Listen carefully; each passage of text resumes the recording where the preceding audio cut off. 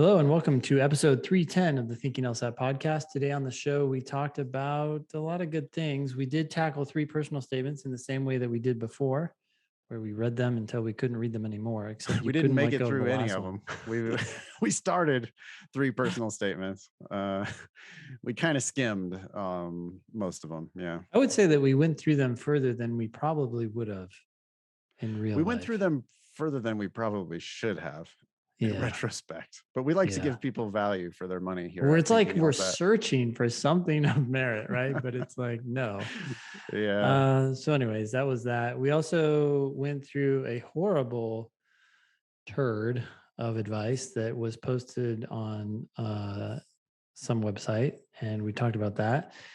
And we did a logical reasoning question about sufficient assumption questions. A sufficient assumption question. Yep. Which you need to learn how to do sufficient assumption questions, because you should never, ever miss a sufficient assumption question. It's free points. It's easy money. Yep. You got to learn how to get them right. So hopefully that'll be helpful. By the way, this will air on Monday, August 9th. The August LSAT is just around the corner, end of this week, actually. Good luck. Yep. If you're considering the October LSAT, which many of you should be, if you're taking August, your registration deadline is very soon. It's August 25th. That's a Wednesday. Sadly, that is before the scores will be released for the mid-August LSAT. Why the Law School Admission Council needs you to register for the October LSAT in August, we don't know. But I don't understand that in the slightest, right? That mystery was there before, but it was an in-person test and they had to schedule all these facilities. Now it's online, so the mystery just continues. It'd be like the wrong answer in a paradox question, right? Yeah. Why do you do this? Oh, well, because it's always been online. Like that. Yeah. And now it's online. Oh, okay. Well, we need even more time to figure out why it doesn't make sense. But yeah, it is what it is. So if you have any doubts, if you think that there might be a chance that you need to take the October LSAT, then sign up.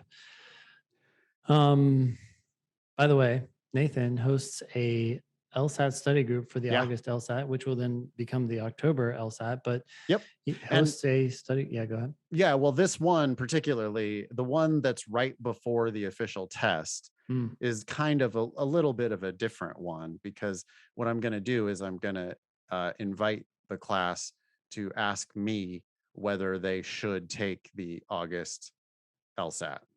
It was kind of funny last time we did it. I like actually made them say, should I take the LSAT? And then I have them give me like a little bit of background. Basically, what are your practice test scores? Do you have any official scores on record? Are you trying to apply this cycle?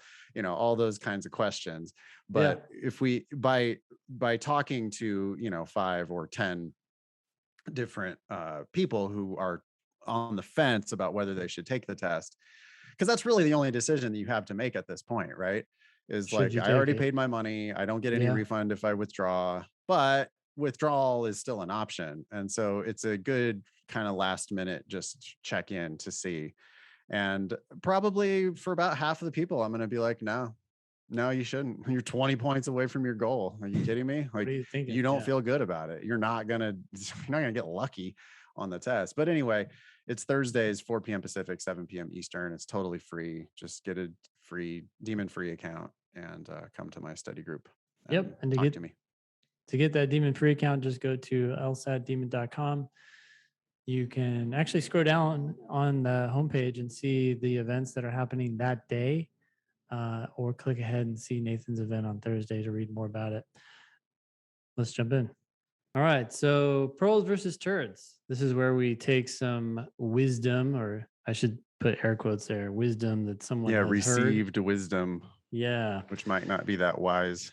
Yeah. Well, it turns out that these have mostly not been wise. Although I guess if something really is wise, maybe people would be less inclined to ask us. So maybe we're getting a biased set of pearls versus turds questions. That's for sure, because people send us in stuff that they hate, wanting us to dunk on it. Yeah. So that does happen. So far, the scoreboard is 15 pearls, 51 turds, and 24 ties, which we always note are just turds. So it's not good out there. But this one says, "Hey, Ben and Nathan, I'm sending a post from Seven Sage that I already have pretty strong opinions about, but I thought there could be some good bits for pearls versus turds." Sydney. All right. It says LG tips for accuracy under time pressure from a 170 plus score. It sounds like this is a tip from someone who used Seven Sage as opposed to Seven Sage itself. Maybe. Yeah, maybe this came from like the bulletin boards or something on Seven Sage. Okay. We got lots of bullet points here. Yikes. It's like 15 bullet points. Okay. Well, bullet point number 1. Don't go through a game in an automatic way, even if easy game. I'm reading it literally. Yes, what it verbatim. says. Yes. Uh-huh. Read and write down rules as carefully as if it were a tough game. Sometimes they throw in unexpected things in easy games, and one word can make a big difference to the rules. For example, only if versus if. Okay. There's a lot going on in that one bullet point. The first part of it, I think, is wrong. I just don't encourage people to read and write down the rules anymore. That's not a thing that I teach. Okay. I want you to go for a solution. And if you can incorporate the rules into a solution, I think that's vastly better than writing down the rules. Got it. There are many rules that I would never write down. There's lots of rules that are so complicated that they're like, they're harder to write down than they are to just understand. Sure. Yeah. You know, there are. I think the hieroglyphics. How do I draw this one? Well, you don't have to draw it. You could just understand it. You're not required. You don't get points for writing down the rules. Plus, you do have a list of the rules. They're all on there on the page. So I don't even teach people to do that these days. I feel like that's a bit of the LSAT dogma that we're trying to get rid of. Hey, I just started listening to this article about some golf coach who's kind of changing the rules of the game. You know, this guy, he's in LA. He uses a lot of profane language like you, Nathan. Okay. And what he has started doing is questioning the perfect golf swing. So he says that like a lot of people, you know, they get out there, they're golfing and they get complimented on their golf swing. And he's like, I don't give a fuck about the golf swing. All I care about is where the ball went. And there are a lot of golf swings that look weird, but they get the job done. Have you heard of this guy? I got to look this up. You look like that's confused. Not a guy. I don't know. That's everybody knows that. I mean, that's nothing new. This is what happens when people from outside a domain try to come in and talk about like what's inside of a domain. My across the street neighbor, he called me the other day and he's like, hey, I had a meeting with these guys and they created this golf app and I want to talk to you about it because you're a golfer. And he started explaining to me what this app does. And I was immediately like, there's no way in hell I would use it. There's no way in hell my dad would use it. There's no way in hell any of my golf buddies would use it. No one wants this. Okay. He's like, what? It seems like it does a really great job. And I'm like, yeah, no, trust me. I know golfers and ain't no golfer would be interested in that. I mean, no, like Ben, I'm sorry to shit on your story about golf, but like, do you know who Jim Furyk is? No. Jim Furyk he made millions and millions and millions of dollars on the PGA Tour. He won a US Open, maybe. I mean, he won a FedEx Cup, which has a $10 million first prize. He won, like, dude made literally hundreds of millions of dollars on the PGA Tour. Yeah. He has the ugliest golf swing ever. And he's been famous on the PGA Tour for 20 years. So it's not like there's plenty of dudes who have real bad swings who get it done just fine. Well, that's good to know. I mean, that's what this article was saying, but it made me think of this idea that people get wedded to processes over results. Oh yeah, right? totally. And here's a process, right? Read and write down the rules, Right. as opposed to you don't get points for doing that. You get points for getting the ball in the hole. Absolutely. Yes, you have to get it done. However you want to do it, you have to get it done. And the dogma of how to teach LSAT logic games, write down all of the variables, then write down each rule, then, as if it's a separate thing, then start looking for inferences. Yeah. And it's like, well, wait a second. I mean, if you're paying attention, first of all, you should read everything before you write anything. Yeah. Because otherwise, how the hell do you even know what the system is going to like look like? You need to get the 40,000 foot view before you start coming in for a landing. And you, as you're getting the 40,000 foot view, you should start putting the pieces of the puzzle together. And that's way before you write anything down or figure out how to notate the rules or whatever. So I 100% agree with you that there are many, many ways to get it done. And we're looking for, those elegant solutions, not necessarily the scripted one, right? We want you to improvise. Yeah. Anyway, the second half of this bullet point is like too obvious to be a tip. Okay. One word can make a big difference, like only if versus if. Yeah. I mean, no shit. That completely changes the meaning of the rule. It's a reading comprehension test first.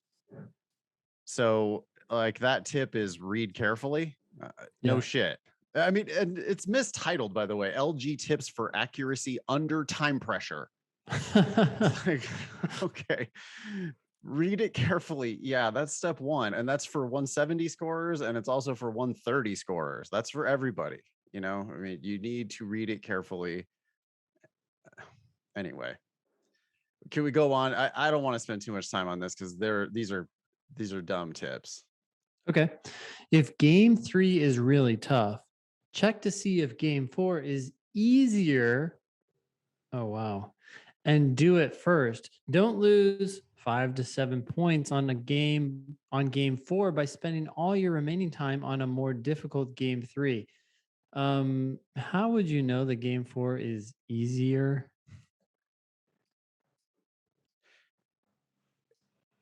I can't tell when a game is going to be I'm easier sorry or to hear that, harder. Nathan. You've been doing this for 12 years.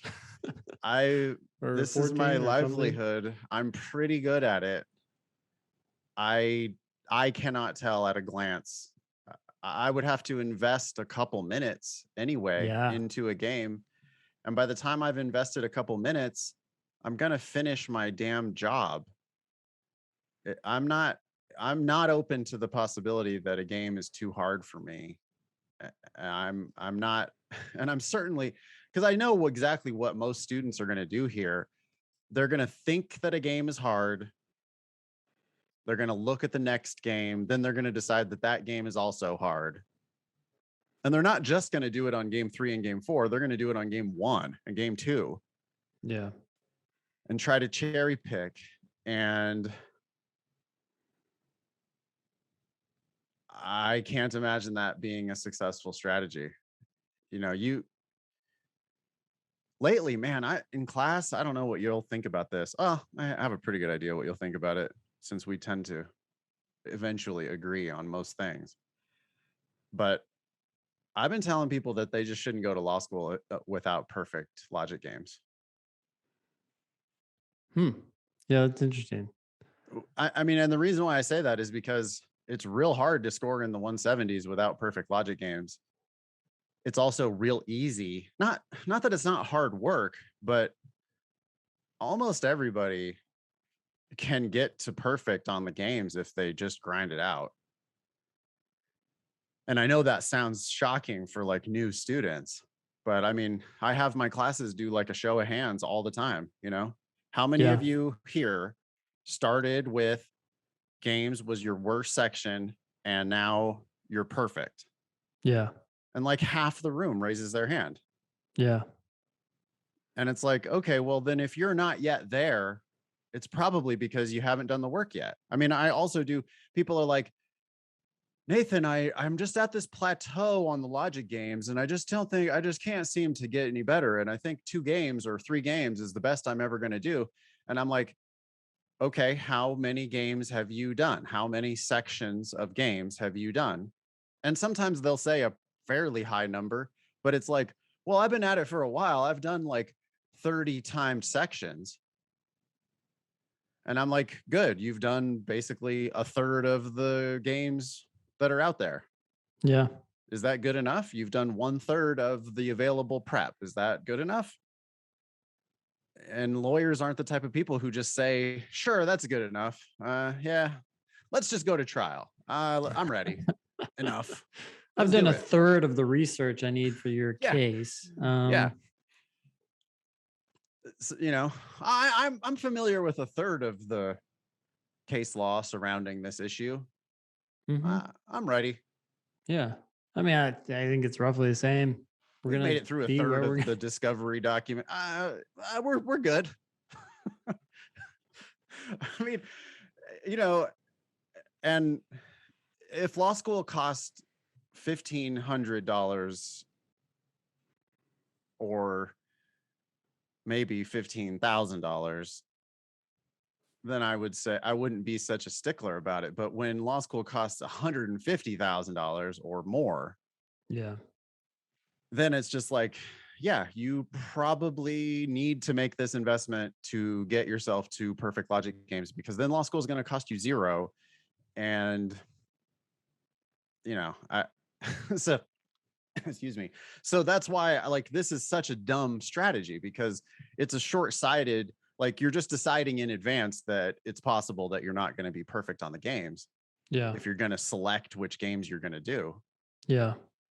And sorry, but your competitors, like the ones that matter, are going to do all 4 games and they're going to get them all right. Yeah. Anyway, any of Okay. these other bullets, I don't know that we need to read all these bullets. This is obviously bad advice. So it's already a Sure. turd. I'm going to go ahead Let's and update the scoreboard. let's skim through some of these. Before writing down a rule, play around with it in your head to get the best representation. Sure, yes, but read all of the rules and the whole setup of the game, and maybe you don't even write down the rule. But his Okay. next bullet point. Oh, you just preached against this. Represent all, which is in all caps, rules. Represent all rules, even if it's a weird one to represent. Otherwise, you risk forgetting about the rule. No fucking way. No way. The I bet circuit this load person of the actually, panel is equal to the total number of switches that are on. Why would yeah. you write that down? What are you possibly going to write down? Well, the weird thing here is that I don't even think this person does this and they don't realize it, right? Because often rules are not in the list, they're in the opening paragraph. Yeah, the A one I lot of just said was in the paragraph part. not in the actual list of rules, right? So, how many times has this person not written down a rule that they read in the paragraph, but then think that they follow this maxim to represent all rules?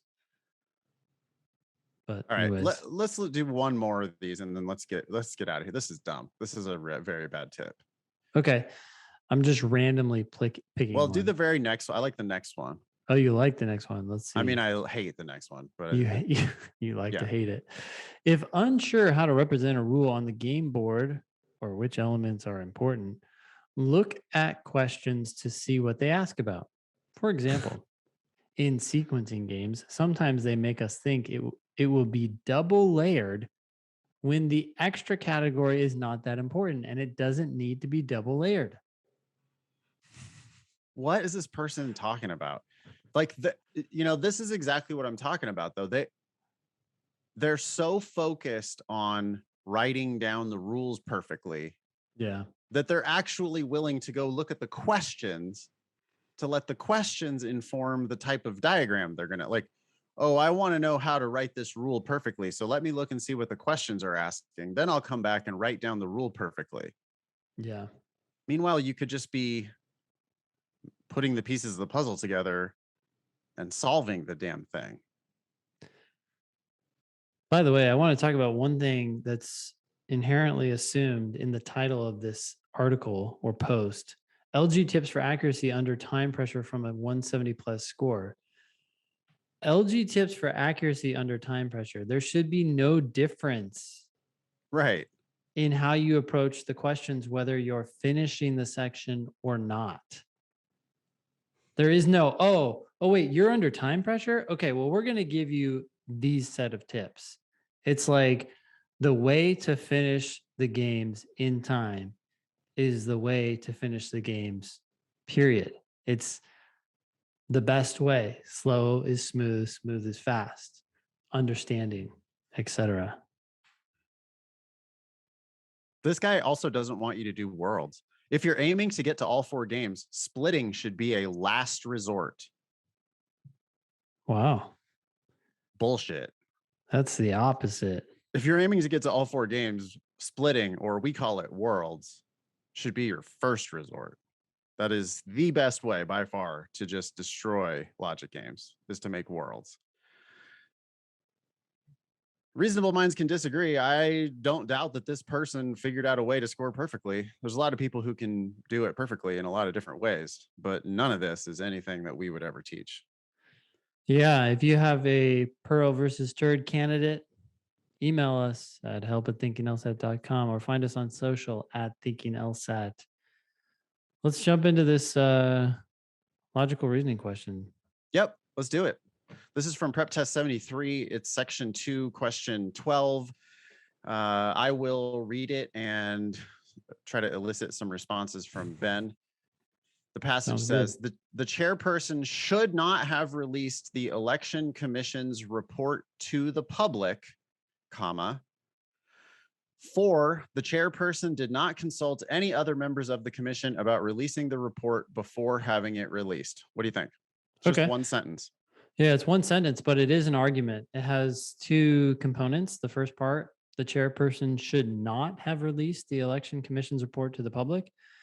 That sounds like a conclusion, and it definitely is, because right after it, it says for, which just means because, and the author goes on to tell us why the chairperson shouldn't have released it to the public. Why? Because the chairperson didn't consult any other members of the commission about doing that. Okay. I guess on some level, this argument kind of makes sense, but it is making a big assumption. Who's to say that the chairperson needs to check in with everybody before releasing something to the public? So I don't necessarily disagree with that assumption. Maybe you do need to check in with everybody else on the board, but it is an assumption. And so I'm going to take issue with this argument and say it's definitely not proven. Yeah, you could certainly see, the flip side of that is, well, wait a second, there's only one person on, or there's, this chairperson is the only person who matters. Like, they're the sheriff and the primary landowner in town, and they fund everything in the entire town. And the report is their own personal information that they are disclosing. I don't know, like, there's just a million other reasons. There's just a million reasons why it's like, wait, no, why would they have to consult the other members of the commission? Yeah. I mean, it's totally reasonable, maybe in some circumstances, to expect that, but we don't know if that's required. So the argument fails. The conclusion is not proven. The question says, oh, sorry, you're the question. Yeah, the question says the argument's conclusion can be properly inferred if which one of the following is assumed. Okay, so this is, in my mind, one of the easiest question types on the test. It's 1000%. Sufficient assumption question. And a sufficient assumption question is asking us to find an answer that, if it were added to the premises of the argument, would make the conclusion true. So which answer, if it were true, would prove the conclusion? I've been I've been like a stickler with my classes lately about sufficient assumption questions. I mean, I've been like sort of the same thing as I was saying earlier about like, Yeah. oh, you're not to your goal yet, but you're also not perfect on the logic games. Okay, well, you need to get perfect on the logic games. Sufficient assumption questions. It's like, I don't care what level you're at. If you attempt a sufficient assumption question, you must get it right. Like, it's just not okay to miss sufficient assumption questions ever. Yeah. I mean, just to unpack that a little bit, I think we have before, but just to clarify, sufficient assumption questions tie the test takers down, right? They have to give you an answer that's Test going to makers, make. you mean? Yeah. What did I say? Test takers. Oh, that's so weird. I heard literally myself say test writers or something. But anyways, yeah, the test makers are constrained by this question type. They have to give you an answer that is good enough to make the conclusion true.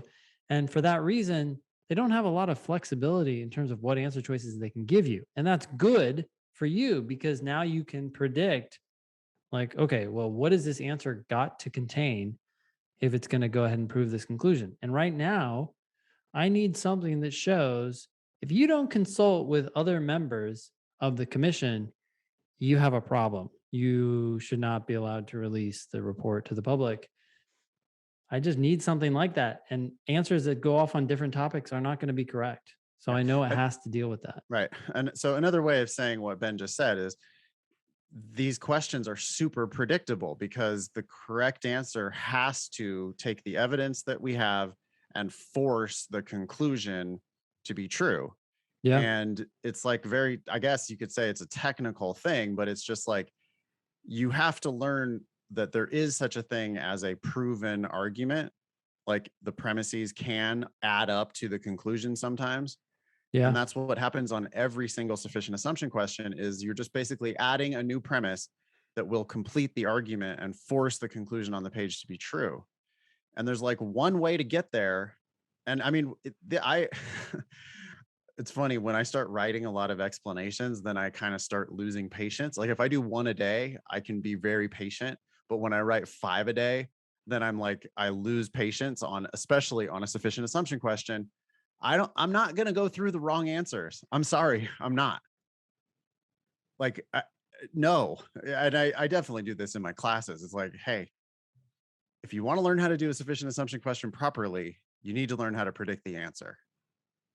And people are like, but why isn't B the answer? And I'm like, because it's not what I said. It's not what I predicted. And that lesson like does have to, you're not going to be good at these until you get that lesson. Yeah. Right. Which is just, no, you tell them what the answer is. Yeah. And then when you start reading wrong answers that aren't saying exactly what you want them to say, I don't give a shit what it says. It's not the answer. So anyway, what was your prediction again? Basically, if you don't consult any other members of the commission, you have a problem. You cannot or you should not release the report. Yeah. And you would want to stick with like you went with this, you have a problem. But I mean, that would never be your actual prediction. Your prediction would be if the premise, then the conclusion. Yeah. Right. It's if you didn't consult anybody else, then you should not release. Yeah.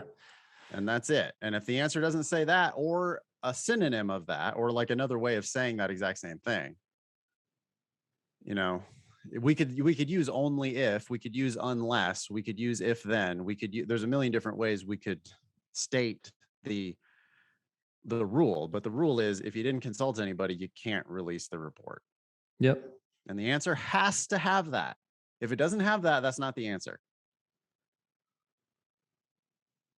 All right. So A says it would have been permissible for the chairperson to release the commission's report to the public only if most other members of the commission had first given their consent. Okay. So this answer choice is basically saying it's permissible to release, but only in these certain circumstances, only in the circumstance in which most other members of the commission had first given their consent, And in this argument, they weren't even consulted, right? Right. So if they weren't even consulted, then they could not have given their consent first. And for that reason, it would not have been permissible, because this answer is saying it would be permissible only if they had given their consent. They hadn't, so it wouldn't be permissible.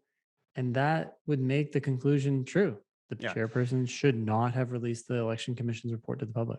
Yeah, this turns out to be a very tricky sufficient assumption question, because our prediction was you can release only if you have consulted. This one says you can release only if they gave their consent, but it's not a huge stretch to say you can't get consent if you didn't even ask. And therefore A is going to turn out to be correct. It gets there in a slightly different way, but it does have the root of what we wanted, which was, hey, you got to consult these people. If you didn't consult, you can't release the report. So let's clarify something here. It doesn't have the exact wording, and I think you said this, but just so people understand, it doesn't have the exact wording of our prediction, but it covers what we needed covered. And so now the conclusion is proven and we're fine with that. And that's what we're looking for when we go into these answer choices. Yeah, the harder sufficient assumption questions are going to use slightly different wording maybe than the test, but it doesn't differ in meaning or it's going to do the consequence. same thing. It means the same thing. Yes. And in real time, I might not have, I mean, I certainly wouldn't like select A and move on. I would read B, C, D, E. Yeah, there would be like a little, like, there's a part of me that's like, consent. Okay. Yeah, well, they didn't give consent because they weren't even consulted, but there's like a hesitation there, right? Because a lot of these are just straightforward. They use the exact same wording and there's no question. A doesn't have to be the answer. If they had another answer that said you should not release a report if you did not ask the commission for consent. Yeah. I would pick that in a heartbeat and I would let go of A. I could make an argument against A, implied consent. What if it says in the charter of the commission that you give consent without consultation? Mm-hmm. I don't think A legally has to be 100% true, but they're humans who are writing the test, not robots. And they wrote an answer that to them makes perfect sense. I'm going to read all 5. I'm going to get rid of the ones that are definitely not the answer. And the one remaining answer, I am going to be generous enough to it to understand what they meant by that answer, right? So here, I think I might have left A open and then gone through B, C, D, E. But look, B says all of the members of the commission had signed the report prior to its release. Okay. That would suggest something contrary to the premise. So I'm mildly confused here. And that does not help my conclusion at all. Now we know, we're trying, you got to stay focused on the conclusion that we want, right? The conclusion is you shouldn't have released this to the public. If they all signed it, how does that support the idea that you shouldn't have released it to the public? If anything, it says you should have. They signed it. They like it. Yeah, I don't see how that possibly helps the argument. C says the chairperson would not have been justified in releasing the commission's report if any members of the commission had serious reservations about the report's content. Okay, so this starts to go in the right direction, right? The chairperson would not have been justified in releasing the report. That's kind of consistent with the conclusion. It needs to say if they didn't consult. Yeah, if they didn't get consulted. This is just like if any of them had serious reservations, but we don't even know if any of them would have had serious reservations because they weren't even asked. So right now I have a big question mark. Would they have serious reservations? Yeah, we have no idea whether they have reservations, so C can't do anything. Yep. D, the chairperson would have been justified in releasing the report only if each of the commission's members, sounds pretty good so far. Yep. If it says were consulted, then that would be the answer. And instead it says if they would have agreed to its being released had they been consulted. Okay, so had, by the way, also means if. So this is like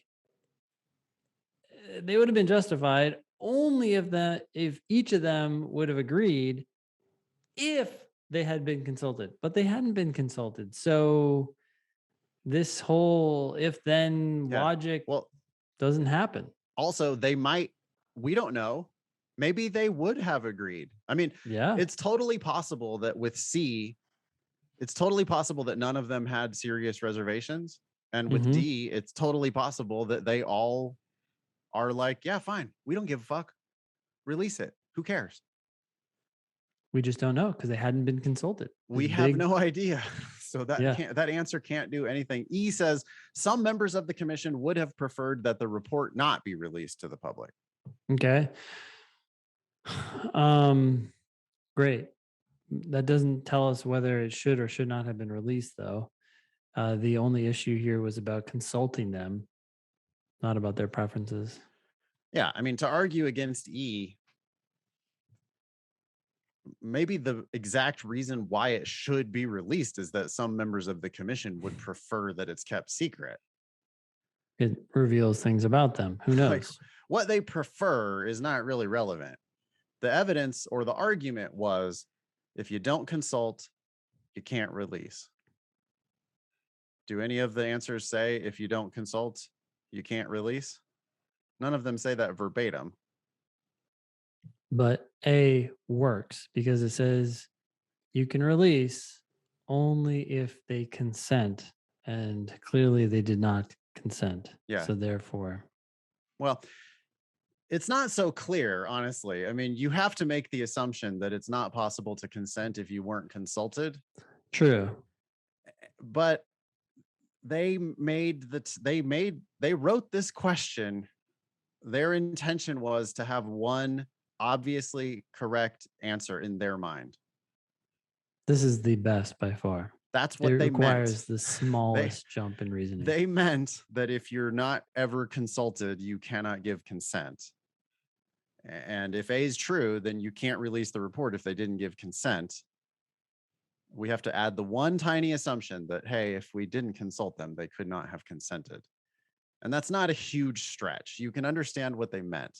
And that's going to be the answer. And look, if you're taking issue with A because of that assumption, that's fine. Compare that assumption to the assumptions you have to make with any other answer. Right. Not good. Right. Yeah. And by the way, most of these sufficient assumption questions are far more straightforward than the one we just did here. Like this is, I honestly think that this is an imperfect question. Sure. Because, you know, like you were saying, the test maker's hands are tied and all that stuff. It's like, well, yeah, except for like this one. Where, I mean, I think that they actually just kind of did a poor job writing this question. Still, at the end of the day, though, right? Yeah. What else? What are the numbers? Yeah. How many people who scored in the 170s picked the right answer? Right. I'm sure it's a valid question because people, and that's how life is too. When you're arguing a case before a judge, you're not going to find perfect precedent, but you're going to have to say, well, I think this precedent is by far the best. And for that reason, perfect. And that's what we're going to look to. Yeah.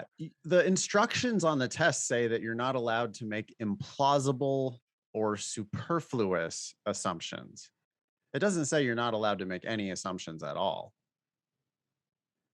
Is it implausible or superfluous to assume that if you weren't consulted, you could not have given your consent? That's a pretty hard argument to make. You know, are you really going to stand up in court and start yelling about it? Like, well, what do you mean they couldn't have given their consent? And the other side goes, well, you didn't ask them. Yeah. Yeah, but they could still have given their consent anyway. Like, oh, really? Okay. How? I mean, it's plausible, right? Like there's tacit approval Yeah, but what I'm saying is, or past approval or it's going to past be harder behavior. to make that argument than it is to make the other argument. That's all that I care about. Right. I'm not saying the argument can't be made. I'm just saying it's a lot easier to make that argument than to make some of these other ones for any of these other answer choices. That's yeah. always what happens, right? In class, people are like, yeah, but I hate this answer because blah, blah, blah. It's like, fine. Make the case for the other answer choice. And they sound stupid because it's not. It's like, yeah, which one of these is going to get laughed at? Okay, that's not probably the answer. Yeah. You know, if you have to do all kinds of crazy gymnastics to justify an answer, that's probably not the answer. The gymnastics that we have to do to justify A is just like, well, they were never asked, so they couldn't have given their consent. I mean, what are you going to, oh, it was implied? No, it wasn't implied. What's your justification for that? Yeah. I mean, it's just harder to make that side of the argument than it is to make the, well, how could they have given consent? Okay. Anyway, great. Cool. It's been a while since we've done a logical reasoning question together. That's always fun. Yeah. So we have one word here, huh? Personal Statement-Palooza continued. Yeah, well, it was personal statement extravaganza in the last episode, but this time I decided that it's personal statement palooza. It's that time of year, you know, we've got, if you're following our advice, you are going to apply in September. Full stop. Like, silence. not really. I mean, that's just how to do it if you're doing it right. I don't care. Yes, you have life circumstances. I don't care. If you want to go to law school for free, if you want to go to the best school you can go to, you're going to apply in September with the best score you can get. And so we're recording this on August 3rd. It's my grandma's 90th birthday today. Happy birthday, Grandma. Wow. She doesn't listen to the podcast. She would be shocked. Anyway, August 3rd is, it's time. People are thinking about their personal statement. So we've got 3 more here. We've got Alan, Ivy, and JB. Okay. And continuing on with what we did last time, we're going to read these until we don't want to read them anymore. Sorry, I already am like shaking my head at Alan's personal statement. It starts with a quote. That's not good. That's really, really bad. Yeah. It's lame. It's just like so cheesy and lame. It's just so dumb to do that. Anyway. Why do people do that? Haven't we like said that a million times? Don't quote people. Hey, you know, we do have new listeners, Ben. We've been doing this podcast. I'm sorry. Ben, many of our students were literally in junior high when we started doing the podcast. So, are we promoting to the wrong demographic? Do we need to be targeting like high school and say, yeah, get ready, getting our hooks in them when they're young? No, it's we get in our own bubble a little bit, right? Because we're like, hey, how many times do we have to say this? Oh, listen to Nathan. He's being all like empathetic. With 310 episodes, I mean, you're kind of a psycho if you have listened to all 310 episodes. And I feel like there was someone who wrote in and said they listened to them twice or something. Oh, no. I know people who have listened to them all multiple times. Like one former student of ours would just listen at work and just like, I don't even listen to them. Have it on That's in the background. Yeah. Anyway, let's run it back from episode 309. Okay. What we were doing is we were pretending, hey, we are busy admissions people. We have about 7 applications for every person who's going to actually end up coming to our school. Yeah. That's on average. Actually, it's probably higher than that because that math came from the total number of applications divided by the total number of applicants, but not all applicants are going to even go to school. So it's probably more like 10 or 12 or 15 applications per person who's going to end up matriculating at our John Roberts School of Law. Yeah. Right.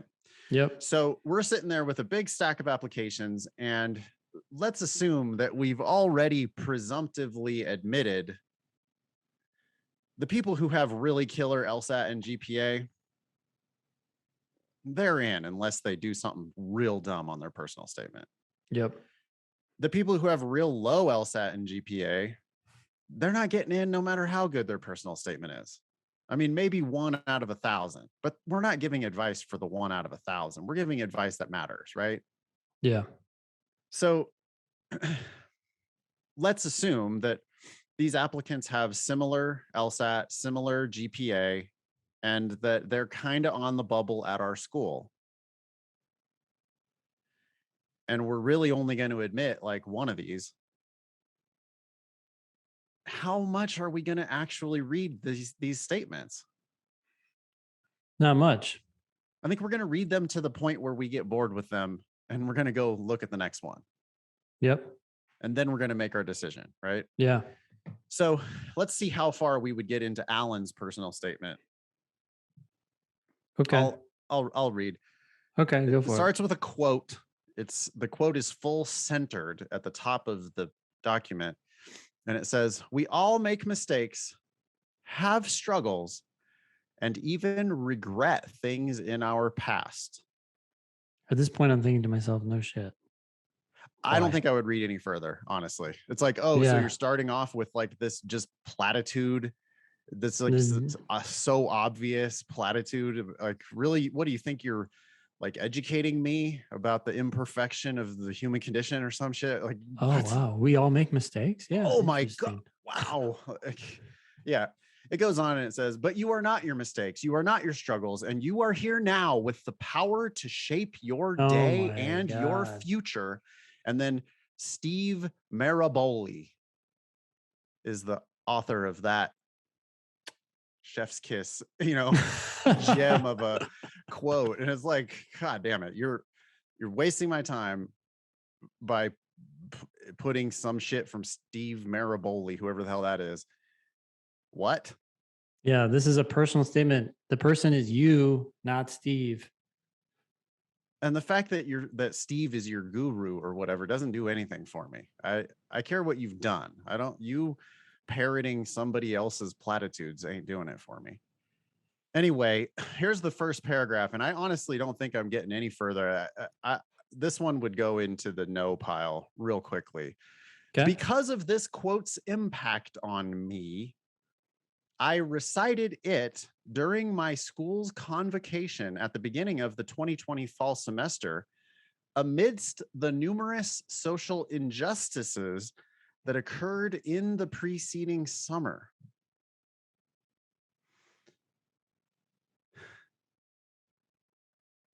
I still don't know anything about Alan. I don't know. He's making a speech.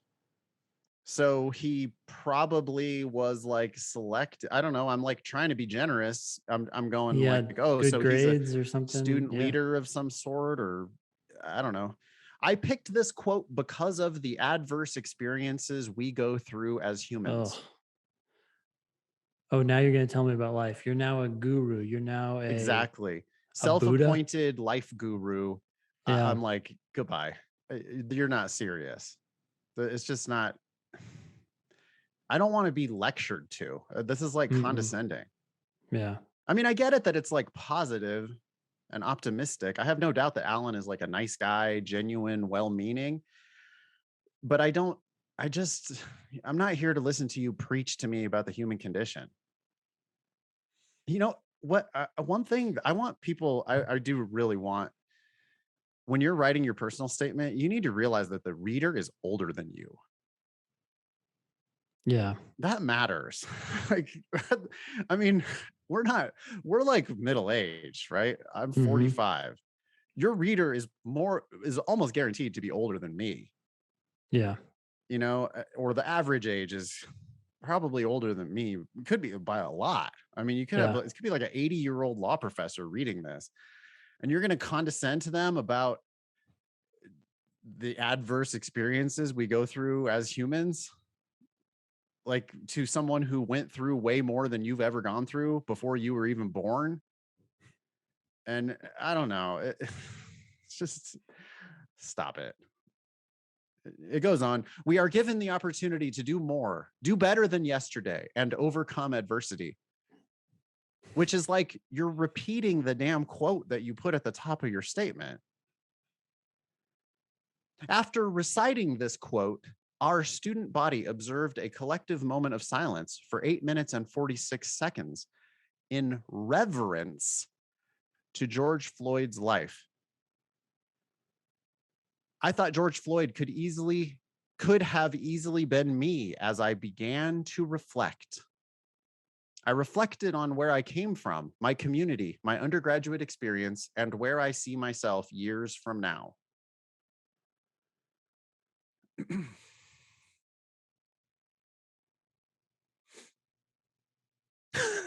Ben is like stunned silence.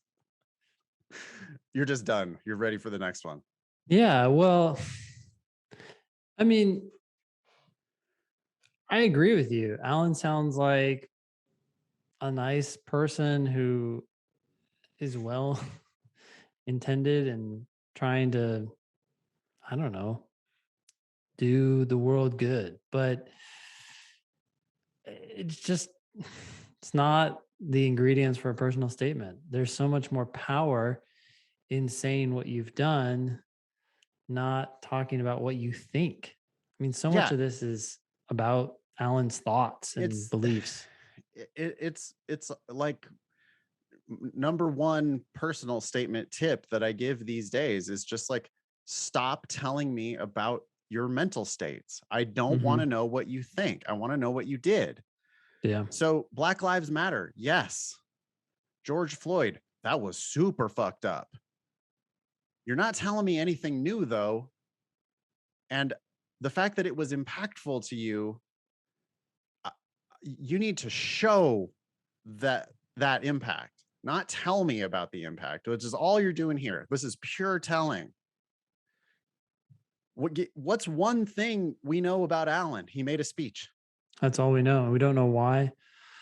We don't know what led to that. We don't know what Alan has done, except for give a speech and ask people to be quiet. I'm going to read one more sentence because I think it does the exact same flaw. I think it's wrong in the exact same way. Yep. And the best thing we can do to help Alan is to say, hey, start over and tell us what you actually did. Like you need to give, I want to see Alan doing shit. But instead, this is what we get. I am drawn to the profession of law because I want to be a voice for the unheard in court where it matters, where policies can be changed and the status quo can be broken. I feel like there's two things really wrong with that. The first is it's back to your mental states. You're drawn to law. No shit, you're applying to law school. You want to be a voice for the unheard? Great. What have you done to demonstrate that you are taking action to be the voice for the unheard? Because you telling me that this is what you want, there's 1,000 other people. I got a stack of these applications, and you wanting it doesn't separate you at all. Every single person in this entire stack wants it. What have you done about it? And so that's the first thing that this statement does wrong. But the second thing, it's also pretending to know things about law that are just probably not even true. Yeah. I mean, in court where it matters. Do you know? Is that where policies can be changed? Yeah, where policies can be changed and the status quo can be broken. You've been watching too much TV. Like that's where. What do you think actually is? The vast majority of lawyers are technicians. Yeah. You're operating according to like an established rule book. Most law schools they're getting work. You're if you're going to be successful as a lawyer, you're probably going to be a worker bee. You're probably going to be applying the rules working within the system, you're probably not going to be making policy ever.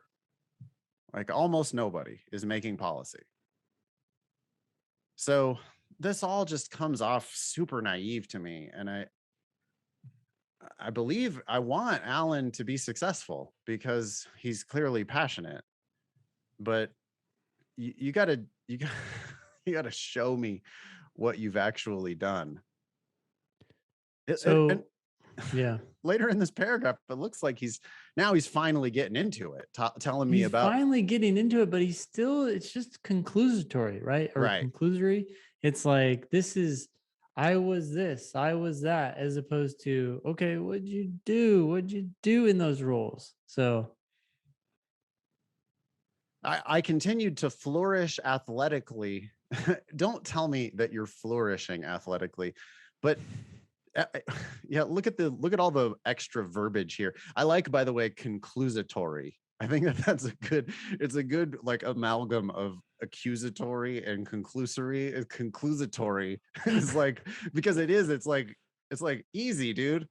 yeah. Don't tell me, because he goes, I continued to flourish athletically as a standout outside linebacker. Oh, yeah. And it's like, oh, really? So you're flourishing and you're a standout. All right. According to you, I mean, instead, like if you were All-American, say you were All-American. Or if you were the MVP of your league, say you were the MVP of your league. Or if you started, fine, say If that. you were a starting outside linebacker, maybe you started as a freshman or something. I don't know. Like, give me facts, but Yep. it is definitely conclusatory to, because you're like attacking me with the how much you're flourishing and how much you're a standout and stuff. Yeah. It's like, whoa, easy, dude. And it continues. Read the rest of that sentence. Oh, and part-time fast food employee, demonstrating the necessary time management skills and work ethic necessary, oh God, for law school. Aside from the double necessary there, which would never happen if you had read this out loud, or you would have edited it out if you had ever read it out loud. God, it's like doing all those same problems again. It's conclusatory, and you're telling me about law school. Like, your reader knows way more about law school than you do.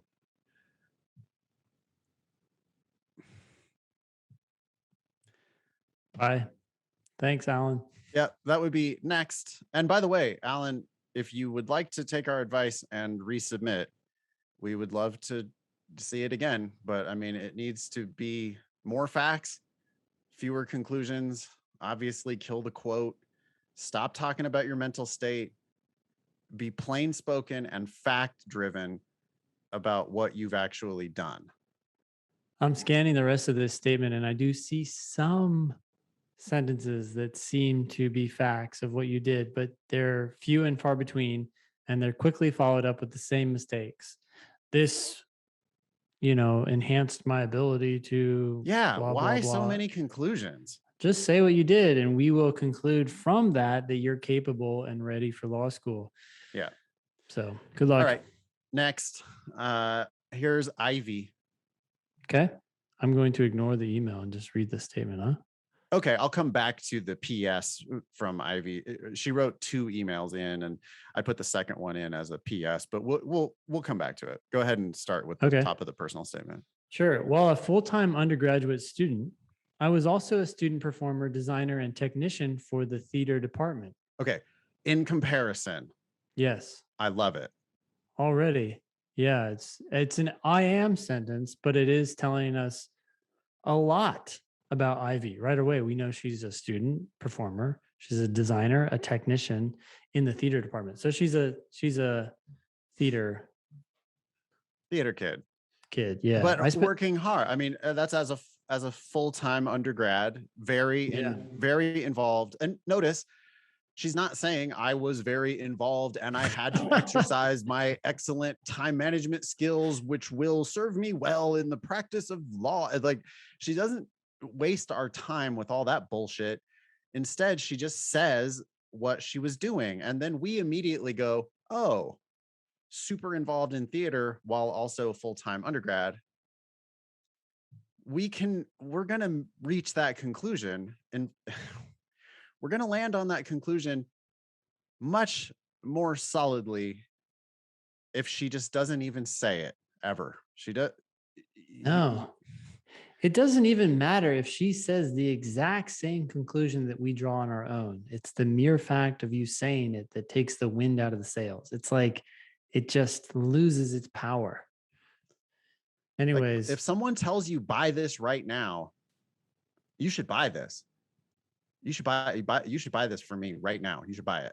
Yeah. It's like, don't fucking tell me what to do. I'm going to do my own research. I'm going to arrive, like I might have been wanting to buy it. Yeah. Till you started trying to force me to buy it. And so it's much better to like kind of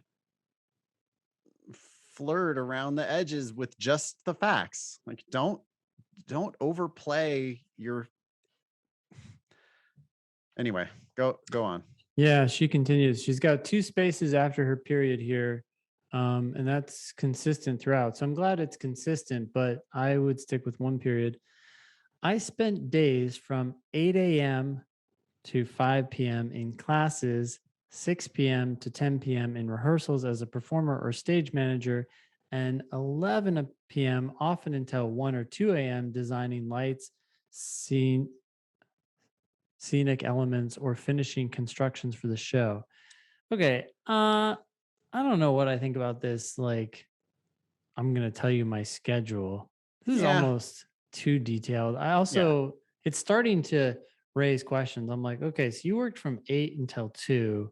Is that really true? If it is true, that means you're giving yourself 6 to 7 hours for sleep, assuming you even can just go to bed right away. That doesn't seem smart. Like, well, you're almost inviting the reader to question your choices here. I knew you were going to say that. Ben always goes to the like, well, that might indicate bad judgment if that were true. Yeah. I am going to just push back on the, no, you didn't. You were not in class from 8 a.m. to 5 p.m. No, you weren't. Nobody was. There's no such thing as class. You're not in class 40 hours a week. You're in class more like 15 hours a week. So it's a lie anyway. And that's what happens when you get too specific. Or is it part of the problem is the specificity, but also the other problem is these are not real facts, right? Like, you've given us facts, but they're not accurate. And now we have a different problem. Yeah. Well, that is a documented lie. Okay. There is no way you were in class from 8 a.m. till 5 p.m. Like, you might have had a class that started at 8 and you might have had a class that finished at 5, but you were not in class from 8 till 5. Yeah. And was 9 that hours every a day, day? 5 days a week, we're supposed to assume? No. How many days did you sleep in until 10 because you didn't have a class till 10 that day? And then, or took a nap from 1 to 3? Come on, everybody knows undergrad schedules. You mostly will have like a day off or sometimes multiple days off. I mean, my schedules, I would have class like Tuesday, Thursday, and that's it. Because I was lazy and a terrible student, but like you can work the system. You can have all 15 of your hours of class on 2 days during the week and then have nothing for the other 3 days of the week. And I'm not, okay, maybe one day she went from 8 till 5. But there's no way she was doing that every day.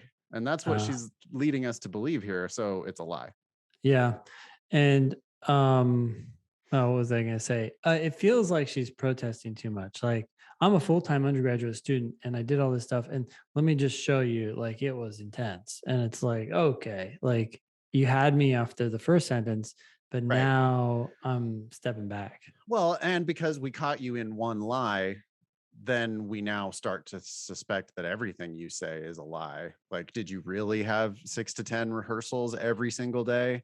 Yeah. Was it maybe just one time that you stayed until 1 or 2 a.m.? You're trying to make it look like you're doing that 5 days a week. And I'm not sure I believe you really. Well, anyway. And then here's the other problem with overselling, because you are overselling. Now it's like, well, let me grant you this as true. It just seems like a horrible life choice. Yeah. Okay. So but the other side is she's trying to stay driven by the facts. She's not reaching a bunch of conclusions, at least. Okay. So that's good. She continues. I also served as the business manager for our theater honorary Alpha Psi Omega. Honorary? Honorary? Yeah, I've never heard that before. Is that like shorthand for something that we should know? Maybe that's a thing, but Like they're a sponsor? Well, Like it sounds to me like it's an honorary fraternity or an honor society, maybe. Maybe honor society is what she meant there. I don't know. Anyway. Okay. I thrived on a chaotic schedule and heavy workload and delivered performances, designs, and work that was praised consistently. You're just telling me that. I don't know. If she has a 4.0, I would allow it. Right? Like, I mean, I wouldn't hate it as much if she had a 4.0. But if I look at her grades and I see that she's got a 3.4, I'm going to be like, okay, if you think that's thriving. Yeah, I just don't know. I don't know that I need it. Okay. Right. It's like there's part of me that's like it. Yeah. Being a performer means responding well to often harsh seeming criticism. Okay. Being a stage manager means commanding a room and maintaining organization that would make a wedding planner weep. Really? Do you know how hard it is to plan a wedding? And being the guy who's getting married in 6 weeks would beg to differ. But okay. Okay. And being a designer means being able to take criteria and meet it creatively. That's a long sentence. It's a long sentence. And it's a lot of telling. It's like, oh, it's so hard to do this. It's so hard to do that. Well, why don't you just show me doing this? Show yourself doing this. Well, why not? So look at what the subjects are. There's multiple subjects in that sentence. Yeah, and they're all each gerunds. One of them are a form of the verb to be. So she has like anthropomorphized the roles. Being a performer means. And instead she could have said, as a performer, yeah. Right? As a performer, I responded to often harsh seeming criticism. I would actually like you to unpack that a little bit more. Well, tell me a story about a time that you got the criticism and what you actually did. Again, this is why this is conclusatory. Yeah. Being a performer means responding well to often harsh seeming criticism. You're just telling me that you responded well. I have no idea how you actually responded. Right. It's like you're just like forcing me to give you credit for that. Which is like, oh boy, she got harsh criticism and she responded well. I'm so glad that she responded well. Imagine the reader standing up and being like, hey guys, we need to get Ivy. I mean, she responds to criticism so well. They would never say that because they actually don't know that. They have no clue. Right. It's not like they're going to just take your words and be like, start advocating for you with what you said. It's a missed opportunity to actually tell us that story. Right? Yeah. And then the same thing, being a stage manager means commanding a room. Well, you could have said, as a stage manager, and then don't just say commanded a room, but tell me the story of what you had to do as a damn stage manager. Get us to see what it means to command a room. Did you stand up and have to like browbeat people into paying attention and doing what you're asking? When did you have to do that? What was going on? That sounds like a leadership. Like you could be telling me, you could be showing me this leadership role. And instead you're just like forcing the conclusion that you commanded a room. Well, and this part, I mean, I know it's kind of funny to talk about the wedding planner stuff, but in my head, I'm like, what, have you ever planned a wedding? Do you know wedding planners? Do you know how hard that is? Why are you throwing this random group under the bus? Like it doesn't it was a flourish, Ben. It was a rhetorical flourish. And it's just, the problem is, everybody that reads this is older than you and goes, are you fucking kidding me? Like you're going to tell me that your undergraduate planning a play is worse than dealing with bride and groomzillas? Yeah. No way. Anyway, okay. And even if it's true, right? That's not the point. It's like you're inviting criticism for things that are irrelevant and not helping you at all. It's just picking a fight for no reason. Being a designer means being able to take criteria and meet it creatively. I can't say that word. Creatively. Okay, whatever. So all telling. Yeah. What do you mean? What criteria? What creative solution? Also, you're throwing in so many different conclusions here that it's like, hey, you got to pick something. Like, you got to pick a story. I can't have all of these things in my head at once. I get that you're trying to tell me that you were busy, but I would prefer that you just told me like an interesting story about one of these things. And I doubt that design is that thing. Like a creative solution to design criteria. I don't give a fuck. I'm looking for lawyers. Yeah. Like, what does that have to do with anything? Anyway, then it really kind of goes off the rails here. Yeah. Well, the next sentence starts with the word additionally. And just everyone out there, you never need this word. Never. It is a long-winded word that can be replaced with and or also. Yeah, well, it could be I also lived instead of additionally, comma, I lived. Yeah. You don't need this word. Additionally, 5 syllables. You could have put and or same also. With moreover, furthermore, nevertheless. These are all really long, heavy words that are unnecessary. Anyways, I lived off campus on my own and never had less, should be fewer, than 2 jobs to sustain financial needs. Okay. I manage schedules that outshine the best Google calendars. I think at this, I don't know. At this point, I'm kind of like, okay. What does that even mean? I don't even know what that means. You create the calendar in Google Calendars, right? And now it outshines itself. What is that? I managed schedules that outshine the best Google calendars. Like they're more impressive. They're more full. They're fuller than the best ones out there. What are the best ones? Are they supposed to be full? I don't.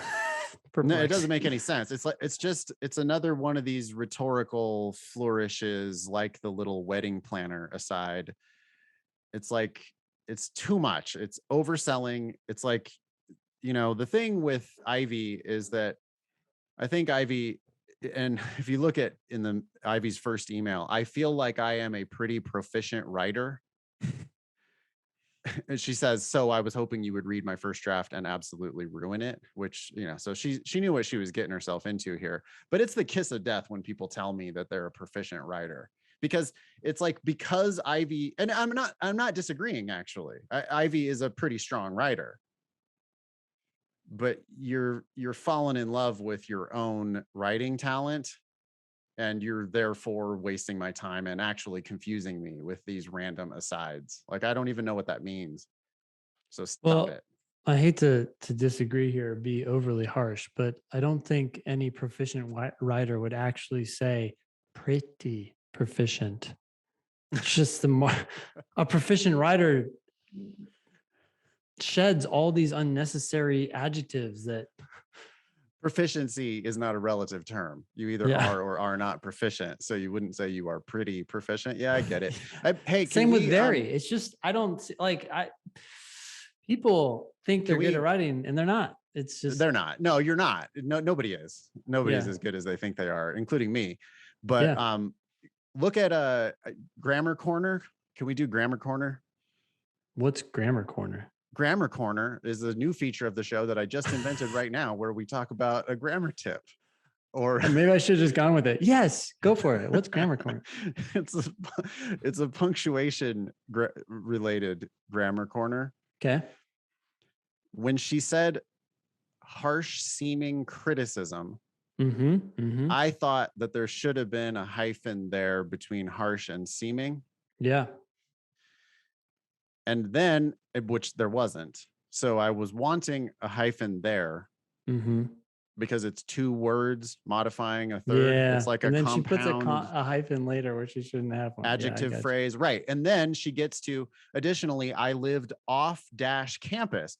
And if you were saying I lived in off campus housing, that would then make the off sense. campus would be modifying the housing. And so you would want the hyphen between off and campus there. But here she's just saying I lived off campus, which doesn't want a hyphen. Mm-hmm. And earlier with the harsh seeming criticism, she should have had the hyphen between harsh and seeming there. Am I explaining what I think it was either you, no, it was probably Abigail who like explained to me that, but I feel like I have learned that now. And so now I notice when people do it wrong. Yeah. Yeah. Did I explain it properly? Correct. It's if there's two words modifying, that are like compound modifying the next thing, then you need the hyphen. That's exactly right. That's exactly right. Okay. And then you could go even further, right? You could say, okay, well, if you're going to say harsh seeming criticism, then you need a hyphen there. But is even that the best phrase? Like, just say it's harsh criticism. Why does it need to be harsh seeming criticism? It either is harsh or isn't. Take it. Like, so many words can be taken out of this statement. Can we just like sort of skim here? Because I'd be done with this one. I'd be like, all right, that's Ivy. Okay. Not to say that I would be like, you're dismissed, but I'd be looking for something else. Yeah, you're selling too hard, you're protesting too much. It's draining, and be like, okay, next, where's the kick-ass next personal statement? But she goes on to say things like, during my junior year of undergraduate, I was promoted from my position as technical support assistant, and then comma, I don't know why there's a comma there, to part-time help desk manager. All right. That's an origin story again. I navigated my class schedule from full-time to part-time. That's odd because there's a hyphen with full-time and not with part-time, to take this position, and did so keeping myself on track to graduate at the same time. I don't know. Is there anything in particular you want to focus on? I hate that use of navigated. I navigated my class schedule from full-time to part-time. Yeah, I wasn't even like following what that meant, but now I see changed your schedule like, to part-time. You changed. Like, that does not justify the fancy navigated. I don't know. I see a couple other things here that I really don't like. The beginning of the third paragraph, I thrived and thrive on high work tight, which high work, I don't even understand. But anyway, she's telling us that she thrives. Again. And it's like, all right, you're going to make me grab your fucking transcript. And if it doesn't say 4.0, I'm going to be like, really? No, you don't. Yeah, and the next paragraph says, I am a hard worker. I don't want these conclusions. So no. Well, yeah, I agree. You got to pick a story, and you got to tell me one story. She brings in her toddler in the middle of that second paragraph, managing a household and a toddler, parentheses, a feat that matches stage managing any day. And we already know that stage managing is even harder than wedding planning. So toddlers must be really hard. I don't know. Like, where are you going with all this? Like, why are you just throwing in every random idea? I pick a story. Tell me a story.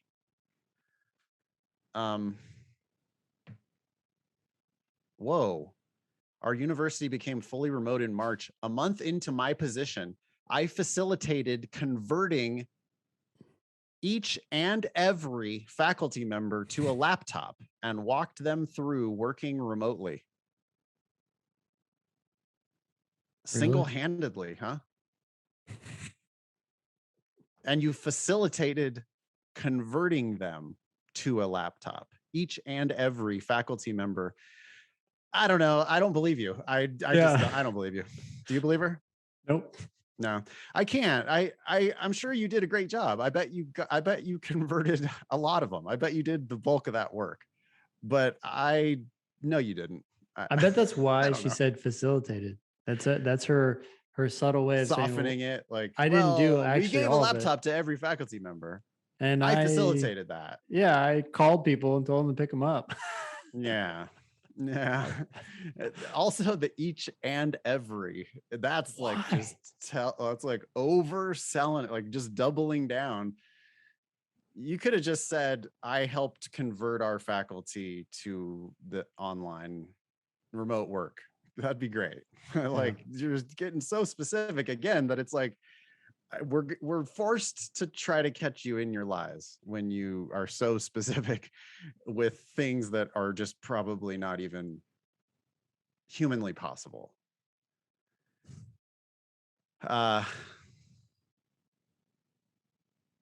Okay. Last paragraph. You don't want to let this statement go, do you? Well, I like, want to help Ivy. I do think that Ivy, once Ivy picks a story and calms down and takes a deep breath. Yeah. Oh my God. I am a passionate person, she says in the middle of the 4th paragraph. And that's while she's telling me about some weird volunteer thing. It's like, boy, you're all over the place.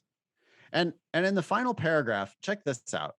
I firmly believe, don't care what you firmly believe. I care what you've done. So stop talking about your mental states. But I firmly believe that my most valuable quality as a person is my passion for diving into things with an intensity that makes my peers call me, quote, weird, funny, but intense. Oh, so let's admit the weird, funny, but intense girl. No one says that. Yeah. Are you fucking kidding me? What? I mean, I don't know. It's just, it is just abundantly clear that people have no idea what law school is. Like they do not know what they're getting themselves into. Not even close. Like you can be a weird, funny, but intense lawyer on TV. Law schools, they're not looking for that. They're looking for people who are going to go kick ass in big law and donate millions of dollars back to the school. Yeah. That's just not what that's not, they're not looking for weird or funny. They the don't care vast about majority funny. of lawyers do very boring work inside the system. Like that's what successful lawyers want to do. Not weird, funny, intense. Intense maybe, but intense in like focused. She's telling me her most valuable quality is her passion for diving into things with an intensity. But she's told me about 8 different things that she's dived into. How can you be intense at so many? You can't be that good at all of those things. It's like, I don't know. I think your reader is going to go, oh boy, here's another one of these real scattered kids all over the place. Can't pick a story. You're just not advocating very well. Like if you want me to come away from this thinking that you're scatterbrained, that's the picture you're painting here. And I don't think that's what we're looking for. Yeah, we got to move on, but I'm going to say this next sentence. I care about things. Things? You care about things greatly? Like what? And I funnel my tendency towards the dramatic. Oh God. Into levels of work that speak for themselves. Then why are you telling me about it? Yeah, just present those facts and like, let them speak for themselves. Right. Show me the results. If the results speak for themselves, then let the results speak for themselves. Don't tell me that the results speak for themselves. Also, yeah, again, do you think that law schools are looking for drama? You just described yourself. You just told me that you have a tendency toward the dramatic. Yep. That is not what I want. I want No. easy. I I want want compliant. compliant. What is a worker bee? A worker bee is not dramatic. A worker bee gets shit done and says nothing back. Yeah. I um Okay. I want to go back to Ivy's PS Okay. that she wrote in and said, I didn't think about this when I was writing, but I didn't mention that I have Tourette's. Do you think it's worth adding something like, by the way, I did all this ass kicking while mitigating a tic disorder? Or do you think that's kind of a cop out? Like, is it better to just rest on whatever other laurels I have and not bring it up? Or is it worth the possible brownie point? Look, you got to get laurels in the first place. We got to get laurels on the page that are going to back you up. You don't need to then add on this physical challenge. Yeah. What laurels? Because you're not doing a good job of actually showing me those laurels. Yeah. And once I have the laurels, I don't care anymore about the obstacles you've overcome. And if you throw in literally Tourette's, I'm just going to that's I guess a medical condition and I'm not allowed to discriminate against you for that. But if you tell me that you have Tourette's, I'm going to go, oh man, is she going to be like yelling, fuck shit, ass in class? Like, is that what she's going to be doing? Look, yeah, they can't discriminate on that, but it doesn't mean they won't. And it doesn't mean that they won't have some sort of hesitation about it. They're like, wait, what? And they wouldn't say anything. They wouldn't be like, oh, by the way, we were concerned about your Tourette's, so we denied you. That would just put them in a bunch of shit. But they would just deny you. That's why they say we have a holistic process that considers the entire applicant, yada, yada, yada, so that they can admit and deny people willy-nilly as they see fit. It is not a point in your favor. Nope. Neither is your toddler, by the way. Neither is the fact that your friends call you weird or your tendency toward the dramatic. None of these things are points in your favor. I would like to be friends with Ivy, I think, but I would not. Any of these things might make Ivy an interesting friend, but that's not what we're looking for in a law school application. None of those things. Thanks for writing in, Ivy. And I think we've fulfilled your wish to, quote, absolutely ruin it. That's what you asked for. And we gave it to you. But yeah, hopefully you can start over. The next one is from JB. I guess this is an email introduction, right? Yeah. And if you want to skip it all, I mean, I just think like the one thing that might be worth knowing here is that this is a pharmacist who has a doctorate in pharmacy and who is looking for Harvard, Stanford type of things. Okay. 3.14 LSAT GPA though. Wait, what was the GPA? 3.41. But that's like a GPA from a PharmD. Oh, straight matriculated into a 6-year PharmD program from high school. So no bachelor's, just a PharmD. Okay. And a 3.41 GPA, which my guess is that's like probably good in a technical field. Okay. I think the reader would know all that. Yes. And the official LSAT on record is a 163, but the practice test scores are high 160s, low 170s. So for the sake of argument, let's assume this applicant has a 170 with a 3.41 at a highly technical school. And I got to tell you, JP, Whoa. P, my bad. JP. Okay. JP. Yeah. JP, you really need, the best thing you can do is get a 170 something LSAT. Because if you get a 170 something LSAT, people are going to immediately make all kinds of positive inferences about you. Like they're going to go, oh, look, 3.4 is not great, but that's because it was a PharmD. And look, he's got a 173 or whatever it is. They're going to just immediately give you credit for, they're going to not judge you as much for the mediocre grades if you show them the LSAT that really justifies, the horsepower aspect. You know what's so strange about these personal statements as we run through them is that I don't know. but just based on looking at them without doing any reading, Alan's personal statement started with this oddly formatted quote at the very beginning, which gave me the willies. Then we have Ivy's personal statement that, I mean, it has paragraph breaks, which are nice, but it has these times, like a bunch of times listed in the second sentence, right? Yeah. And so right away, I'm like, what? Why are you giving me times? Like, it doesn't seem like prose. Yep. And so, and again, you have double space after the period. So right off the bat with Alan's personal statement, I was hesitant. Right off the bat with Ivy's personal statement, I was hesitant. I'm looking at JP's personal statement right now. It looks, without digging into any of the details, it looks more professionally formatted. And so we'll see, but makes me wonder if we're already picking up on whether the statement's going to succeed or not.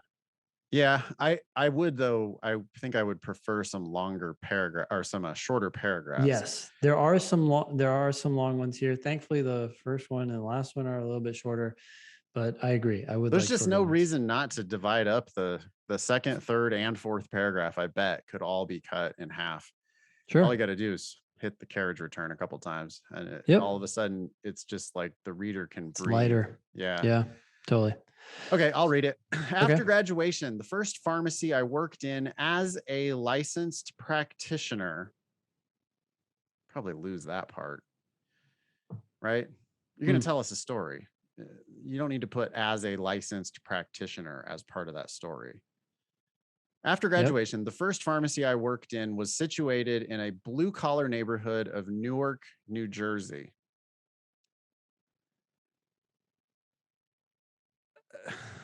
The subject of that sentence is the first pharmacy I worked in. Yeah. What about it? Well, it was situated in a blue-collar neighborhood. Why is that the most important fact about your law school application? Anyway. I mean, it does provide some information about JP, right? At least I'm seeing him working there, even though the subject wasn't I. I just don't know why it's not I. It certainly could be better, but at least I'm seeing him doing some work, and this work.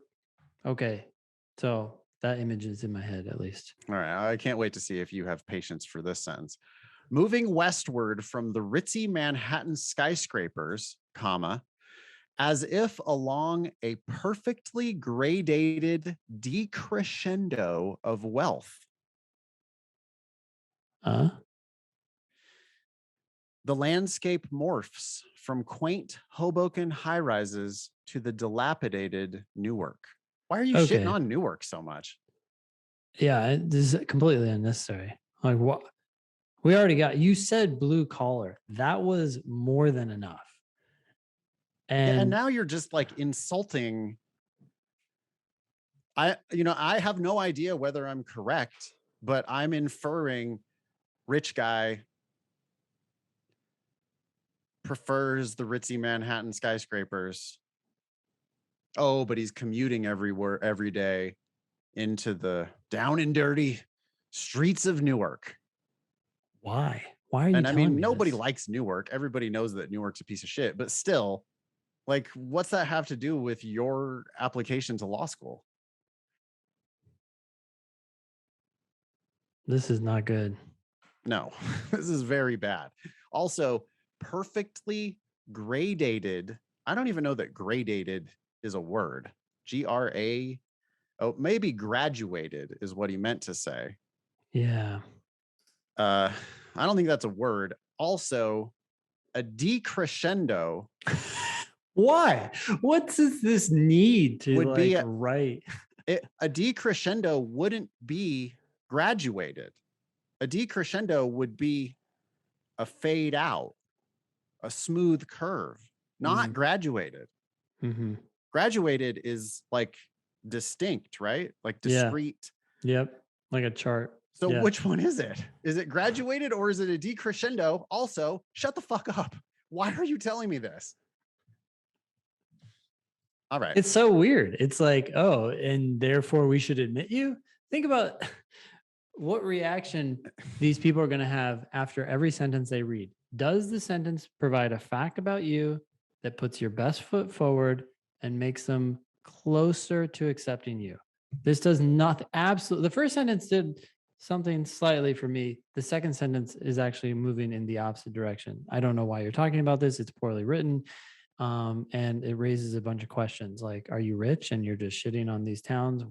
Yes. Like, it's just Sure what it inviting seems like. all. So you made a small step forward and then you just toppled backwards. And I'm like, peace, I'm out. Yeah, I mean, it like you're trying to be artsy with this, painting this picture of what it looks like to leave Manhattan and go into Newark. But I don't need that picture because I'm here to learn about you. And the only facts I've gotten in 2 sentences is that you worked in a pharmacy in Newark. And I'm not, yeah, it's like I want to be on your side, but if you waste my time, then I get critical. I'm gonna get critical. And something like a perfectly graduated decrescendo is gonna I'm gonna get pissed because it's like, oh, look at this fucking guy, thinks he's all fancy, but he's saying things that literally don't make sense. Like that's a contradiction. And Why did he even say perfectly? Like, oh, as opposed to a it's mildly just imperfect? word diarrhea. It's just like barfing out of, he's like trying to be artistic. Stop it. Yeah. The community I served was Hispanic, comma, with roughly half of my day in Spanish. With half of my day in Spanish? That doesn't even make sense. I get what he's trying to say, but it doesn't. That's a terrible sentence. I mean, again, the community I served was Hispanic. So the subject of the sentence, or at least the first half of the sentence, is the community I served. Mhm. What about them? They were Hispanic. Okay. And then comma, with roughly half of my day in Spanish. That's just a broken sentence. I mean, it's just not a sentence. I don't know what it is, but it's not. Okay, I get it. You spoke Spanish half the day, Yeah, but that's not how if you you just say fucking that. say, I spoke Spanish half of the roughly, I spoke Spanish roughly half of the day. Yeah. Just say that.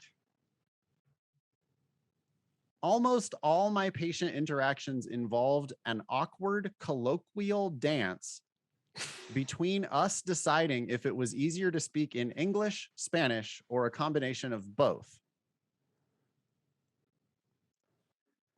That's overselling so fucking hard.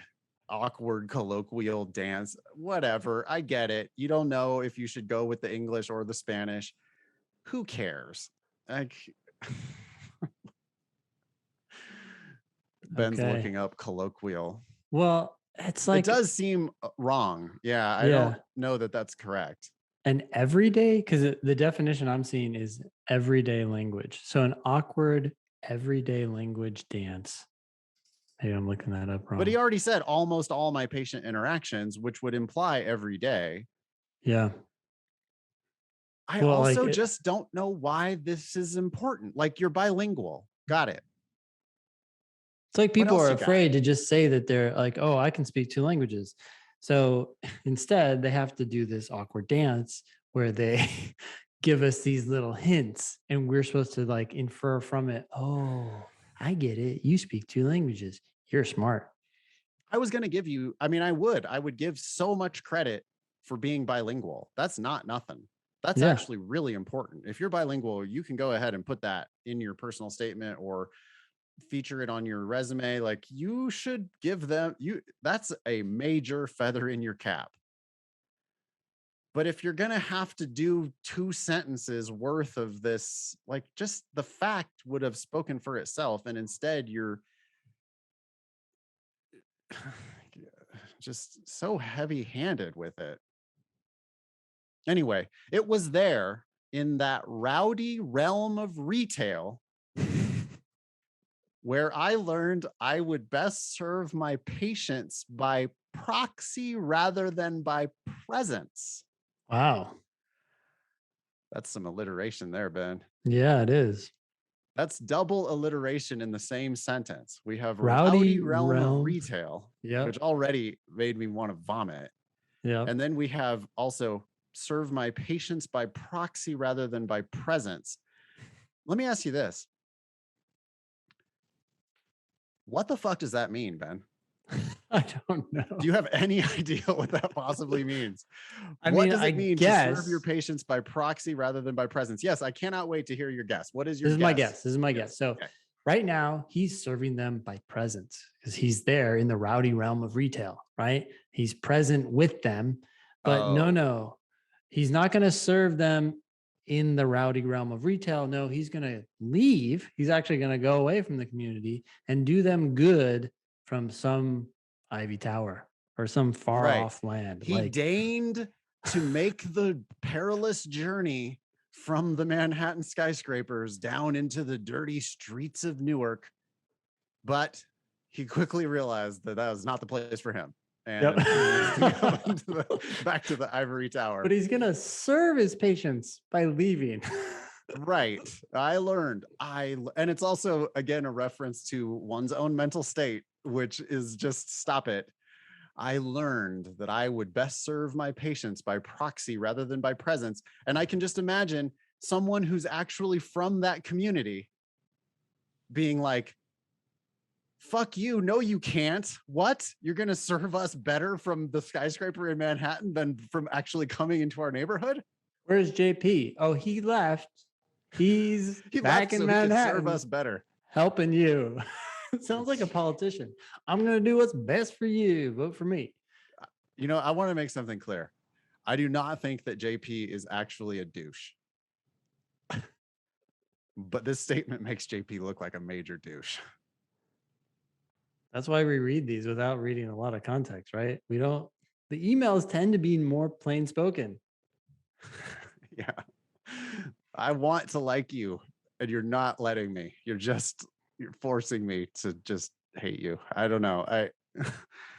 What do we have in this first paragraph? Nothing we good. Have a bunch There's nothing good. Well, except he had a job that required some skill, right? Obviously, you're a pharmacist and you were bilingual, so that's good. But it's severely overshadowed by all this class distinction.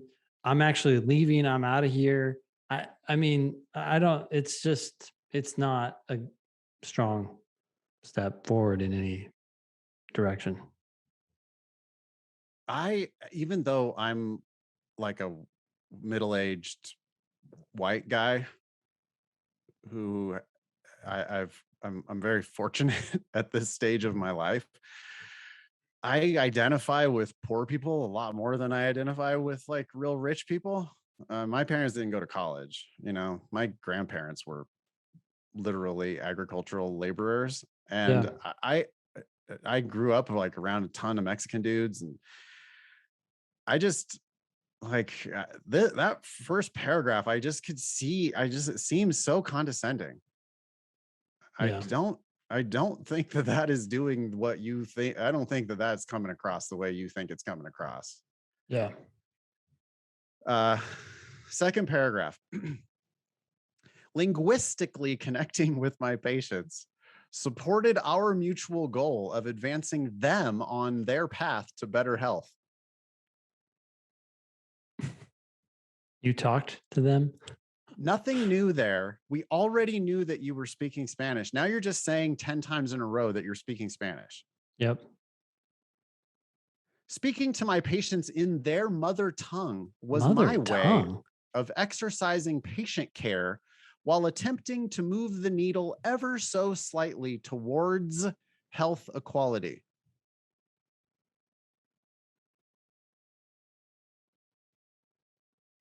You're working there to move the needle towards health equality? I don't believe it. I don't doubt that you're actually interested in that, but well, I don't doubt that he's interested in that, but this idea that I don't know, like, how about you just got a job because you wanted a job? Right. I don't know. Like, I don't think you chose to work in Newark. I think that was the first job that was available and you took it. I mean, maybe we're wrong, but It's really hard to tell from this. He left so quickly. Yeah. Right? I knew it was best for me to get the hell out of here. Yeah. And it's just like, what else do you got? Because you speaking Spanish to them is 1 point. You don't get that same point 10 more times. You don't, I'm not giving you credit anymore for speaking Spanish. In fact, the more you say it, the less credit I give you for it. Latinx citizens are documented subjects of social determinants of health, semicolon. They have higher incidences and worse outcomes of almost every disease, even after confounding variables are accounted, period. That definitely needs to be accounted for, or after accounting for confounding variables. I would maybe give him one of those sentences. Like, he's an expert in the field. I don't really want to hear plight of the downtrodden, but if he's going to tell me about actual work that he did to try to solve this problem, I would let him give me one sentence of background.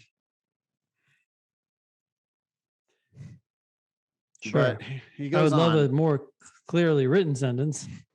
Yeah, that sentence is bad. What do you mean they are documented subjects of social determinants of health?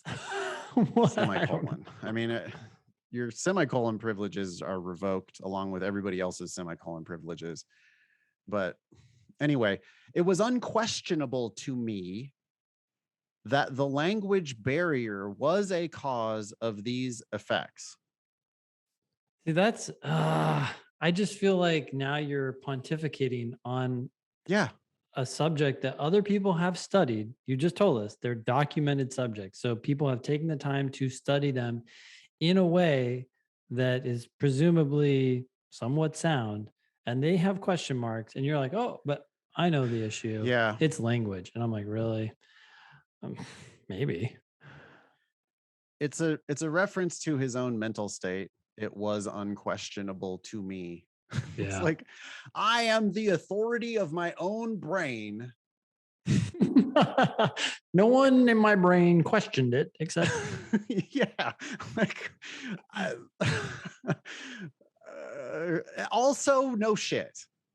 Wait, do you mean to tell me that the fact that some people don't speak English makes shit harder for them? I never thought about that. I mean, come on, dude. Like, duh. It's just, oh, that's unquestionable to you? No shit. That's unquestionable to literally everyone. Well, I'm still perplexed about was that not one of the variables that was accounted for or not? Language barriers. My impact felt most tangible when, after hearing my Spanish abilities, their shock turned to relief at the realization nothing would get lost in translation. Man, if you would have just said in such a plain, just in one sentence, if you would have just said, I used Spanish with half of my clients, I could have made all these inferences myself. And now you're just like, we've got almost 2 paragraphs now, and the only thing I know is bilingual pharmacist.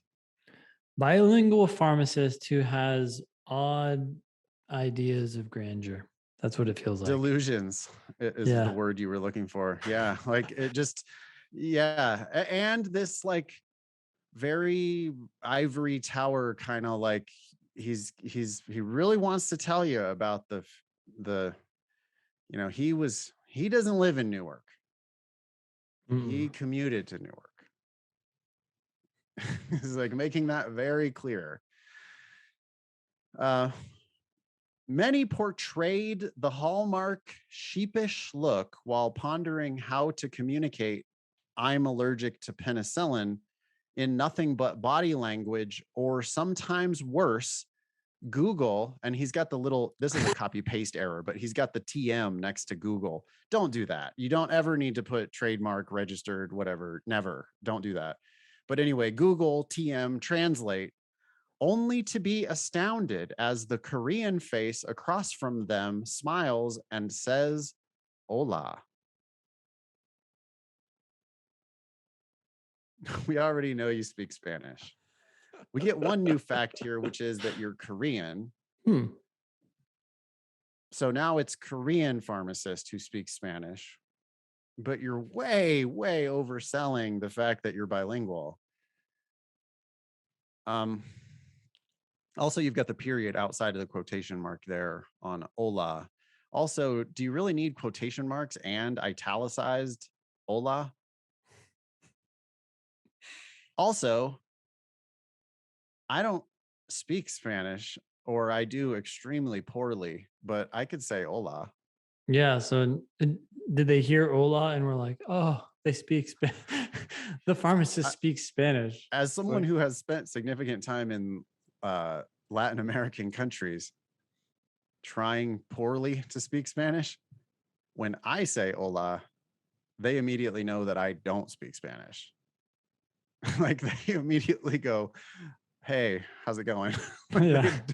they don't keep speaking Spanish when I say anything in Spanish. But anyway, immigrant parents would bring their bilingual American children to play interpreter, but were soon wowed by the child's redundancy. Oh my God. Their children are redundant.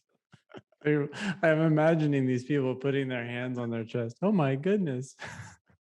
We don't need Also, you, they're you just like, redundant children. yeah, be gone. In my first few weeks, these scenes played out by the hundreds. But after a couple months, the regulars and even newcomers, after hearing of the new bilingual pharmacist, were initiating conversations with me in my second language. Okay, so you speak Spanish already. We got I know. it. It's like the rumor of the pharmacist who speaks Spanish is like they're telling tales around the neighborhood. And then the people are coming in to the Pied Piper. They're flocking. And now he's leaving. Yeah. And I learned that I would best serve my patients somewhere else. Like, okay. Oh man, this one is too funny. I know JP, I hope you understand that we're doing it out of love. Like you could do so much better than this is the whole point. I mean, yeah. like you're that's 2 full paragraphs.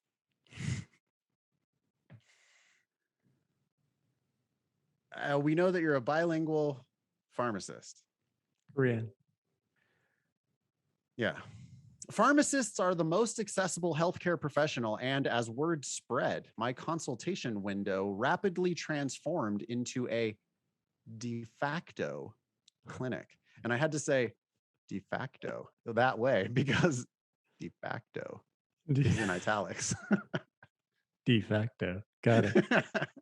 It just invites that that tone. I don't think you need the italics. It's Latin, but it's also English, and you don't need to italicize it. Many of my patients were undocumented, uninsured, and below the poverty line, hoping to forego an expensive the doctor's visit. Okay. They would come to the pharmacy first. Cuts, rashes, enigmatic pains, strange bowel patterns, and wounds infected with flesh-eating bacteria were all brought to my attention. Some I could help.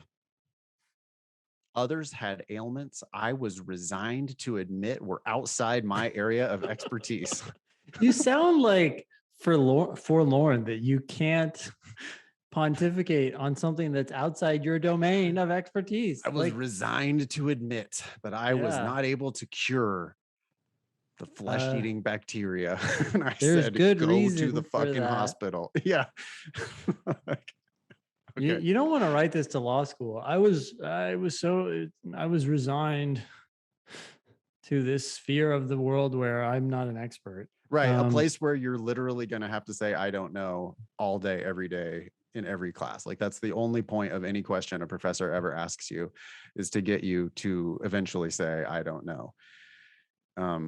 Also, this sounds like, I mean, he's like basically the law. He's sad that the law is preventing him from going outside his area of expertise. It's like, well, I could have solved the flesh-eating bacteria if it wasn't for the pesky medical code, which forced me to tell them to go to the emergency room. Yeah. I don't know where he's going really with that. Often under the self-inflicted pressure to service all comers equally, I had to make split-second decisions, and because of their personal financial situations, was frequently forced to compromise efficacy for cost. Okay. Split-second decisions? Next. I mean, that almost sounds like malpractice. After one patient walked home, despite my recommendation to go to the hospital because he knew he couldn't foot the bill, I realized reconciling my position as a provider in the United States healthcare system with the community I served would be more that already is broken, by the way. You didn't reconcile your position with the community you served.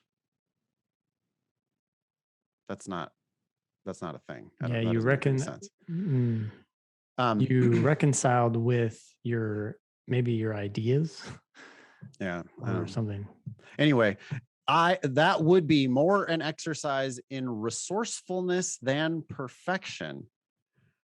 And even though the sentence is so long, that's why it's broken. I mean, it's just still going. And even though I was doing all I could to help my patients, sometimes there was simply nothing left in my arsenal. You couldn't help everybody. Yeah.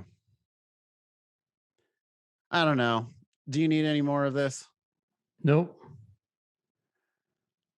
I think we'd be going deeper in the pile on all three of these. Like if we had those 7 or 10 or 15 applications or whatever, and these ones were all on the bubble, I don't think any of them, we wouldn't be like jumping up and down to admit any of these people. Nope. If we're being honest, just like based on these stories that you're telling us, we'd be moving also on. JP mentioned, right, that for context, he says, I'm aiming for T20 with Stanford/Harvard dreams. So you're on the bubble by definition. Yeah, this statement is not going to be well received compared to the other statements at those schools. I mean, you really have the best of the best writing in. So I think it's oddly, what's the word I'm looking for? JP's specifically is just like,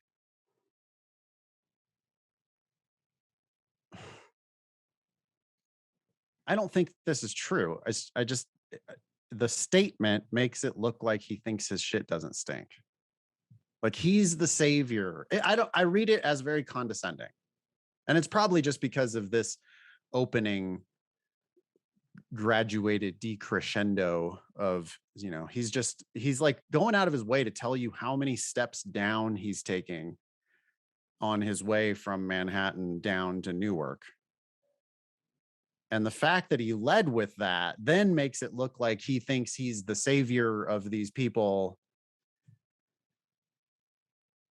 And I just don't think that's the tone that we really want to strike here. I mean, I think that what he really intends here is like, I want to show you why I want to do what I want to do. Mm-hmm. Right. The last sentence of the second to the last paragraph says a Juris Doctor degree. By the way, don't say Juris Doctor. But he says a Juris Doctor degree will be invaluable in my pursuit to help terraform the landscape of American healthcare. Terraform? Wow. It's a very, very grand statement when all I know that you've done is you worked in a pharmacy in Newark for a while and spoke Spanish. I don't think that justifies these grandiose claims. Like I would allow one sentence of like, I hope to work, as an insider. I think I can do more good as an insider. I think I can do more good in policy than I can with my boots on the ground. And I would let you have one sentence like that at the very end, but I would just be much more plain spoken about the entire statement on the way there. I don't know. What do you think? Yeah, I agree. You can't go wrong with being down to earth. Just tell it how it is. Stop overselling. And I have to say, the alliteration at the end of the first paragraph, if you did that by accident, that's pretty bad. But if you did it on purpose, it's even worse. Yeah, you have the wrong goal in mind. You think that to be a good writer, that's what you need to do. So you're trying to do it, where in reality, you need to do the opposite. That's a pretty common problem, though, in writing. A lot of people, especially when they go to law school, they read a lot of poorly written cases and they think, oh, to be a good writer, I need to use big words. I need to use Latin words. I need to write long sentences. And then they start striving for that. And it's like, actually, you need to go in the opposite direction. And once you get Yeah. going in the right direction, well, you still have a lot of work to do, but at least you have the right goal in mind. I think you're right. I think he has the wrong goal. Thank you, JP. Thank you, Ivy. And thank you, Alan. We do really appreciate your bravery to submit to the show. And we hope that that was helpful. Yep. Be LSAT famous.